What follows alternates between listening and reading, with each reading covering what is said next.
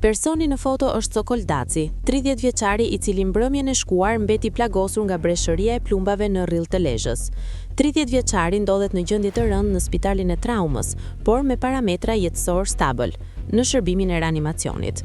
Ai dyshohet të ketë marrë të paktën 3 plumba, në shpatull, bark dhe në këmbë.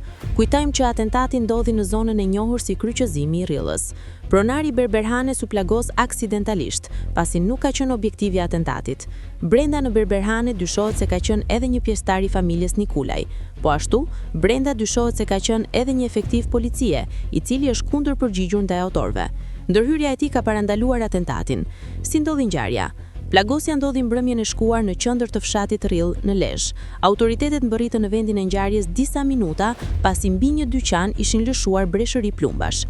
Si pasojë, i plagosur ka mbetur Sokol Daci, 30 vjeç, i cili në atë moment ka qenë brenda ambienteve të Berberhanes. Nga pamjet, duket se atentatorët kanë qelluar me breshëri dhe fasada e dyqanit është bërë shosh. 30 vjeçari është nisur menjëherë në drejtim të spitalit rajonal të Lezhës për ndihmën e parë, e më pas është transportuar drejt spitalit të traumës për të marrë ndihmën e specializuar mjekësore. Policia bën me dije se ka nisur hetimet për të zbardhur ngjarjen.